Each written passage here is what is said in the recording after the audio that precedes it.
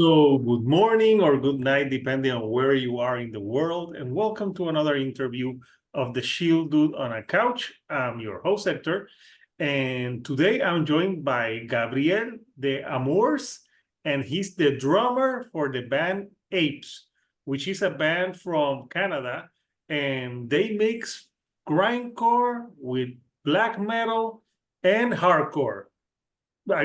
So pretty interesting mix. So Gabriel, how are you? I'm great. Thanks for having me. Thanks for sharing the news with the people who are following you. I'm very glad to be here. Yeah, so the band, yeah, I know you guys. First of all, you have a few good tours coming up. I saw that you're going to tour with On Earth, which is, it's awesome. And I also read something about like Notfest talking about the band. So yeah, for people that don't know Apes, because I know you've been around for a while now and you put out a few albums. Tell us, the history of the band for people that might not know the band. Absolutely.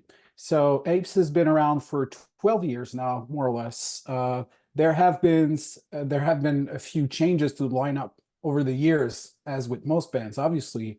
And I'm one of these newer kind of members in the band, but it's been 4 or 5 years already.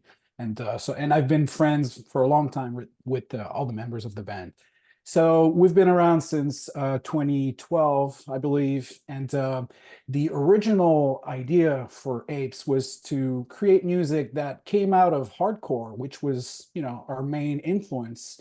But we always listened to all sorts of metal music, death metal, thrash metal, all genres of extreme music. And the idea was just to, a bunch of friends getting together and writing some music. Some of us had played music in other bands prior to Apes. And yeah, we're based in Quebec City, which is a couple hours east of Montreal in the province of Quebec. And yeah, so I've we been have to Quebec. released. Yeah, exactly. Yeah. And you've been in Quebec City or in the province itself? I went to the city and to the province, but this was years ago. I was going to the seventh grade, so it's been a long time. I need to return to Canada. Yeah. Oh, nice. Well, and where do you live now, by the way? Oh, I'm in Puerto Rico. Oh, nice. Well, I've never been to Puerto Rico. I wish I would visit. I'll do that sometime soon. The weather is simply better in Puerto Rico compared to Quebec. It's not as cold as Canada. Yeah, I can tell you that right now. We're going through a heat wave, so I wouldn't wish that upon you. Yeah, I see what you mean. We do get some of those, but they're very short and certainly not as hot and humid as the ones you experience for sure. Uh, but I think the climate in Canada and Quebec and Canada in general might have an impact on the kind of the type of music we write actually, because you I have think those so, man. depressing winter months where there's nothing to do and you just don't want to go outside unless you have a very warm coat, but still it's just not very pleasant. So you just stay inside and write some music and some aggressive music, I guess. So it's a Yeah, nice context to do that. yeah. Plus, when it's very cold, because I've been in cold weather, it takes like 30 minutes to prepare to go outside. And then you're sweating, and then you go outside and it's freezing, and you're sweating inside, but you're freezing on the outside. So, yeah, it can be a pain in the ass. So, the new album is coming out this Friday, the 14th. Exactly. Yeah. And I love the album title. It's called Penitence. And you already have a few singles. And I have a question from the single Coffin. Sure.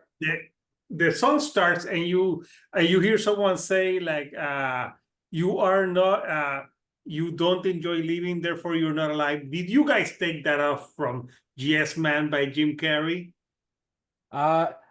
So you're not the first person to bring that up, but the true answer is that's not exactly where I took it. It's just some interlude. I think it was an interview with some psychologist from the 60s or something. So I do a bit of sampling here and there, and I thought that quote was great. You say no to life, and therefore you're not living. And it really ties into the general themes of the lyrics that our singer Alexandre writes. Very depressive stuff and very dark.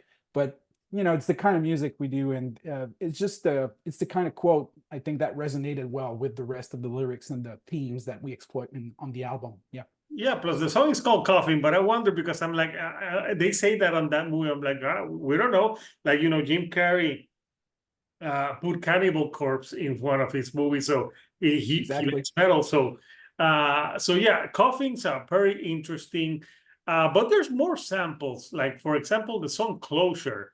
Like the song ends and like the last minute, there's like a speech. And this I can't remember right now at the top of my head the speech, but I thought it was like pretty cool because it's in the middle of the record and it prepares you for the second half. Even though Yeah. this record is like, I think it's like 25 minutes, right? Yeah, more or less. And that the quote you're mentioning is by filmmaker Werner Herzog. Mm-hmm. And it's one of his early documentaries. And it's that scene where he's in the jungle and he's just overwhelmed, by what he's seeing. And he gets a little depressed. It's like there's no meaning to anything because of the giantness of this environment that he's in. And I also thought that, that was a good segue into the second part of the album. And I will disclose this. We actually found out after using that sample that the band Full of Hell, who we're good friends with actually, and their singer contributed to our earlier EP, Dylan. They've actually used that very same quote as well on one of their releases, which, well, first of all, was a bit awkward, I'll say, but at the end, I was just very happy to have chosen the very same quote. It just shows how relevant it might be for us. Yeah, like it's not trademark. So yeah, so No, which we just one? laughed Because it I up. know Full of Hell had an album like recently, Yeah, but I remember it more in your song because the music stops and you hear that quote and it goes into the other song. And the other single that you have right now is the second song on the record, The Great Fire. And that was it's one of the longest songs on the record. I thought it's pretty cool. So you obviously Alex does the lyrics, but yeah, they're very grim, but like listening to the songs and everything, is there like a theme to Penitence? Because there's also a song called Penitence on the album because it's all about, I don't know, like when you're penitent, you're thinking about life, or you're maybe repenting about stuff. So is there like a theme on this record? yeah, I would say it's the kind of overarching theme on the album. So the concept of penitence. So I'm not the one, like you mentioned, I'm not the one that writes the lyrics, but I'm familiar with them. So the overarching, if you will, theme to the album Penitence is not only self-penitence, being penitent for bad things you've done, or maybe regrets you might have, which can be very dark, but also a form of not an accusation, but just reminding some people, maybe you've done some bad things, maybe you're not a great person. Unfortunately, we're surrounded by people who are we're surrounded by great people, but sometimes other people might be not so great, greedy people who are just, full of themselves. And the theme of penitence is just a call for people to just repent, and think about their actions and their attitudes, and maybe take a moment of conscience about the world that we live in, which unfortunately is very dark right now. Yeah. Did you ever think just for a second that you could have like sampled Indiana Jones and the Last Crusade, like the penitent man? It's funny. Alexandre actually is the he's a great fan of Indiana Jones and these types of movies and Spielberg in general. And he didn't think of it, but I'm quite sure right now, because you've said that, he might be just biting his fist and being jealous. Like, why did we not think of that? Because I agree, Because you would have been would have been sued. a good one. Yeah. You were kind of like like the penitent man, like having Sean Connery, the penitent man kneels before God, or something like. Yeah, That would have been that like would have been great. that could have been like a great like not like song starter, having the song starting with Sean Connery talking and then going into it. Yeah. There might have been copyright issues if we had There might done have been that, but copyright, yeah, still a but good that would concept. have been cool. So on the bio it says that you're a drummer, but you do noises. Please explain what doing noises means. Yeah, sure. So this all started with the previous EP that we've done 2 years ago. And our idea was to inspire, ourselves with noise music, Mm. and drone music, noise music, which is often blended with metal, or it can be its own genre. And so what we did 3 years ago when we recorded the EP is we called upon Dylan Walker, singer from Full of Hell, who is a well-known noise artist, Mm. and asked him to collaborate with us on the album. And I myself have been, I've been dabbling and noodling around with keyboards and noise machines and so on. So my usual process is to either just grab a keyboard and, strike some notes here and there, and really play with the sound to turn, a note into some kind of sonic landscape. And Yeah. I usually pass that through various effects pedals. And that's more or less the approach that Dylan takes as well. And he agreed, generously agreed to, provide us with some noises for the EP. So the way my usual process is either to generate some, some noises or sonic landscapes, and combine them with, for example, with what Dylan sent me. And I also do a bit of, sound creation using various, digital audio workstations. So I just assemble all of this, and it's like this massive collage of sounds, and pass them through more and more effects until it really sounds like a nightmare, actually, is more or less the effect I was looking for. And once you have that, you try to, insert some of these, pieces of noise in between the songs, or maybe overlay them, on certain parts of the song, which is the case with this new record, Penitence.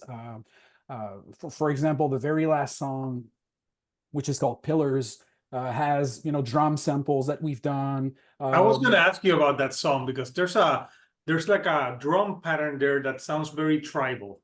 Exactly. And this is something that me and Alex have been discussing for years now. We've always wanted to create a song that has tribal sounding drums. So we really indulged ourselves this time around and created all these tribal sounding drums. And we use kind of a beer keg thing, metal, and just banging on it. So we have that overlaid, Did on you the put snare as a well. picture of Max Cavalera? Well, Sepultura is certainly a huge like the influence. Roots. Absolutely. And even, so most of us are in our mid 30s. So Slipknot is a huge, Oh yeah. influence for us. And Slipknot, have been using lots of percussions for so long now. So yeah, it's kind of a mix between noises that we overlay, over the songs, then in between songs, sometimes for interludes, but also some samples like you just mentioned. We did some of that on the EP as well. For the record, one thing we did for the previous EP was that we found this old microwave stove in our jam space, and we just hit it with a wood plank, and I sampled that. I recorded that with a microphone, and it ended up becoming a sample that we used over the snare for a song. That's awesome. That's a very Office Space moment. Like Yeah, you bet. microwave. Yeah. And you know what? You have the look that, I'm sorry, Glenn Benton from Dayside, but if a band is playing and everyone has that look like you know it's going to be heavy as shit. I see what you mean. Yeah. It's interesting because the people I grew up around, lots of them are metalheads, the long hair and whatnot, the whole apparatus. Whereas I just, well, I work in software. I'm a bit of a geek, but I do listen to lots and lots and lots of metal, and so it's the same for all of us. So we certainly don't fit the bill in terms of looking like all these really dark metalheads. We all look like we just trim our hair and have glasses. That's what we look like. But I agree with your statement. Yeah, no. Every time that I watch bands and that, it's I think that statement it's stupid because it's about the music. Like long hair does not play. Like it's just about the music, and and if you think all metalheads are kind of geeky, like come on, Iron Maiden, they have a skeleton as a mascot. Even Slayer, everything is everything. It's kind of geeky. But I just want when the Weezer lookalikes.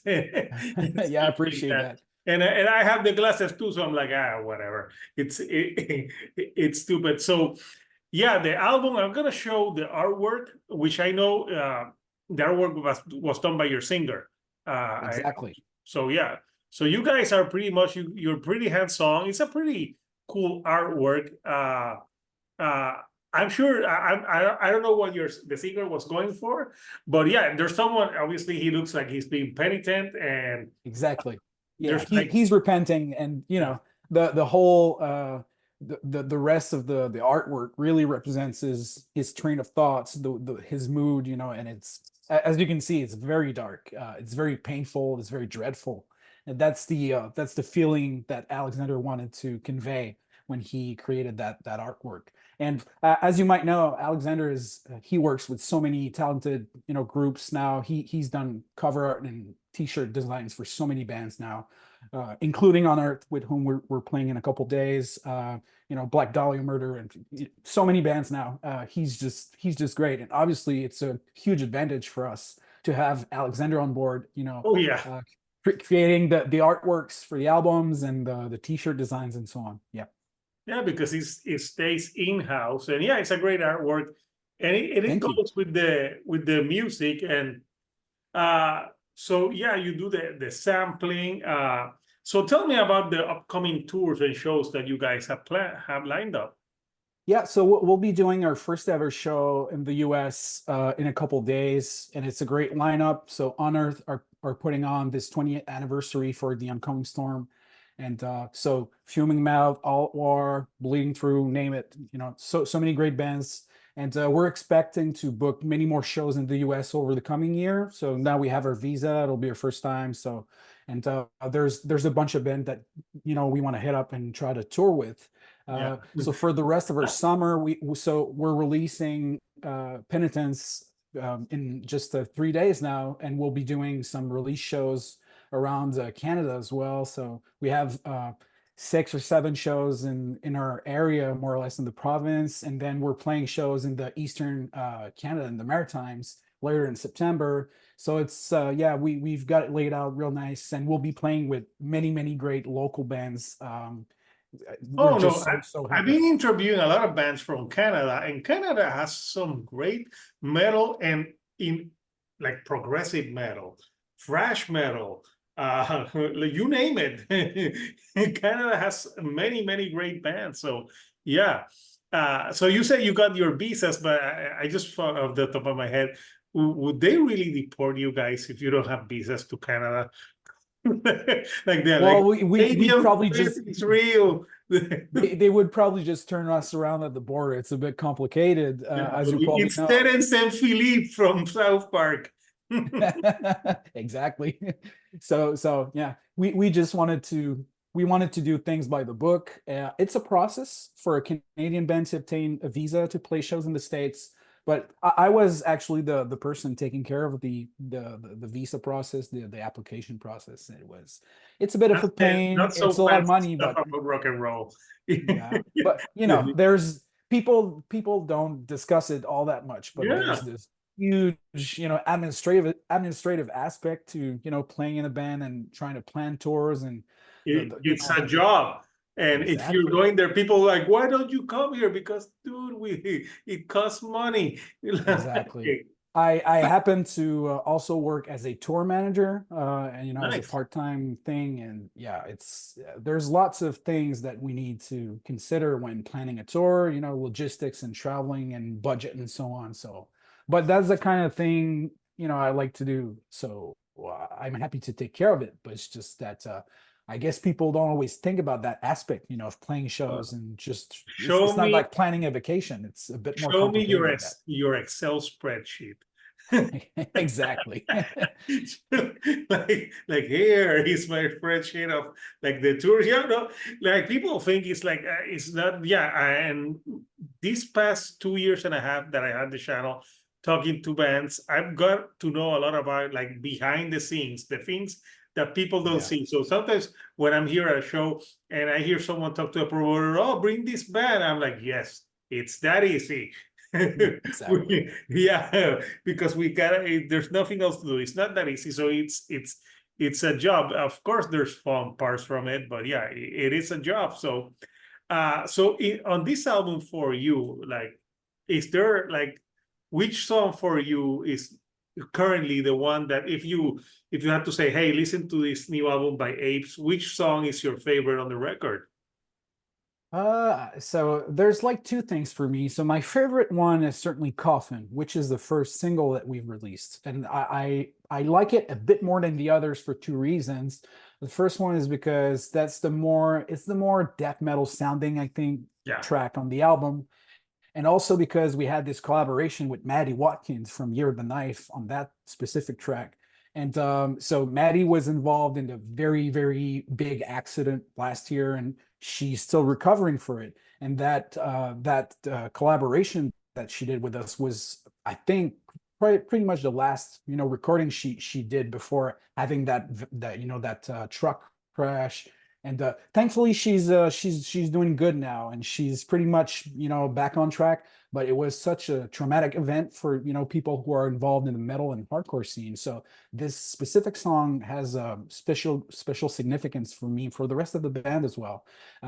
So that would be my favorite one, like on a personal level. But if I were to pick a song that is, I would say, more representative of the sound of the album overall, perhaps that song would be the song Penitence, which you'll be able to hear in a couple of days. It sounds a bit more like it's a bit more melodic. It's a bit no Sean more Connery, people. no, unfortunately. But yeah, it has a bit more of that melodic aspect to it, which is still, a bit dark. That black metal influence is very present in that track.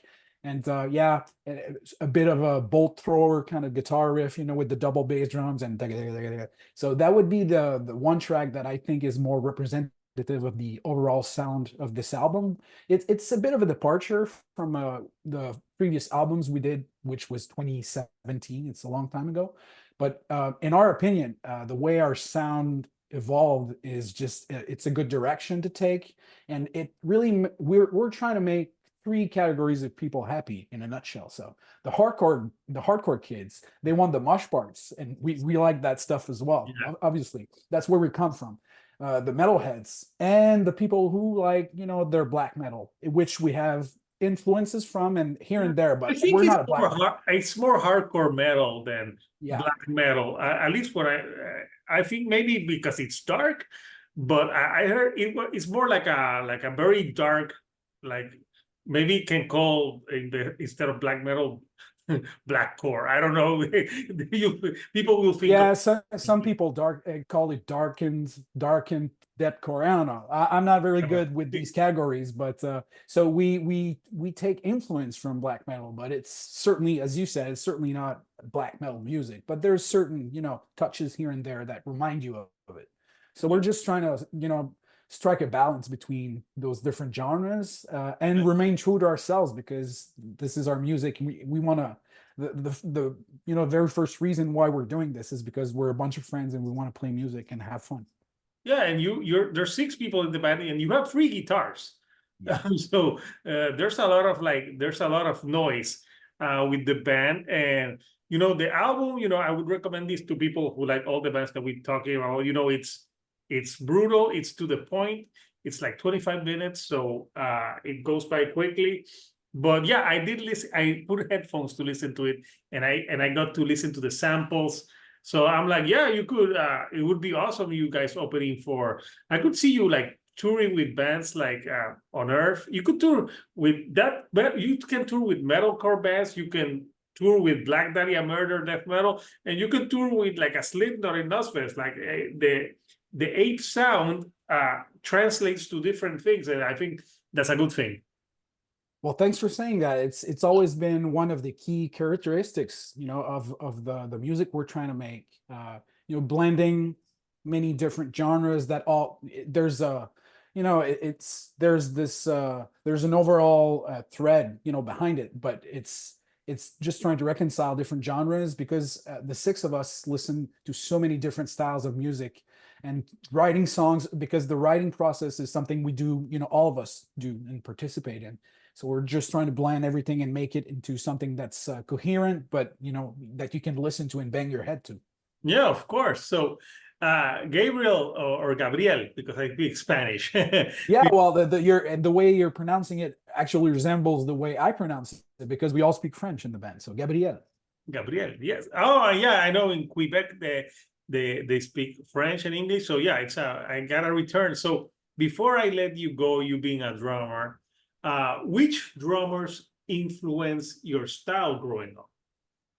Oh, that's a good question. But an easy one to answer for me at least. Top three drummers would, in terms of influence. First one would be Abe Cunningham from Deftones for sure. Oh, Uh, good one. so yeah, he got the grooves, and he's a very powerful, very versatile drummer. I've always loved, hearing and watching him play. So that's my number one for sure.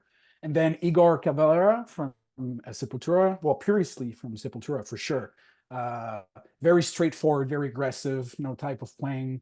And I still enjoy listening to, the newer stuff that he's releasing with the Cavalera Conspiracy. Such a powerful drummer. I really, really, really dig what he's doing. And probably Dave Lombardo as well.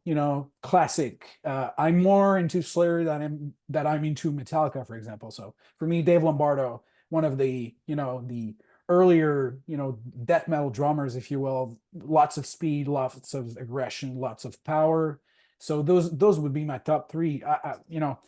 Obviously, because I'm a drummer, when I listen to music, I listen to drums first, and there's so many talented drummers out there. But those would certainly be my top three. Yeah. Well, I'm glad that you mentioned Abe Cunningham because sometimes I think that he doesn't get enough love. I agree. I Yeah. agree. He's so talented. Of course, he's not the kind of guy who will, just do the blast beats and the double kick thing. Oh, But it's Deftones. it's Deftones. He's got his own style. It's very groovy, very technical, and I just love him. Yeah. But he's in a band that obviously he's overshadowed by Chino Moreno and Stephen Carpenter. Yeah, those are the two that you mentioned when you Deftones. So I'm glad Abe Cunningham gets some love, and I'm a huge Deftones fan. That's my favorite Uh, I'm band. glad to hear that. Yeah, for me as well, I think. My favorite band. Apparently, they're gonna put out an album this year. I'm like, please. Some people will say it's already your album of the year. I'm like, no, I gotta listen to it first. So, I can't wait to Gabriel, hear that. Gabe, it's been great chatting with you. You're a super Likewise. like down to earth dude, and I hope that Apes continues to grow because we need newer bands to pick up the torch for metal. So, what would you like to say to the fans before we go tonight? Well, all I'd like to, well, first of all, thank you very much, Hector, for having me. It's been a great interview. I really enjoyed this. And one thing I'd like to say is just that we're releasing, Penitence on June 14th, which is this Friday, this coming Friday. Go listen to it on YouTube, streaming platforms, whatever, and let us know what you think. Yeah, and I'll post the link for people who want to buy it physically. So until Yeah, next that'll time, be out on the Secret Swarm Records. Very nice yes, looking vinyls. You can buy them, and yeah, go check it out. yeah, the vinyls will look great. So until people, you heard it here first. The album for APES-Penitence out this 14th. Go check it out. So until next time, people, this is Hector, the Shield Dude on a couch, and I'll see you all right here on the couch. Thank you and goodbye.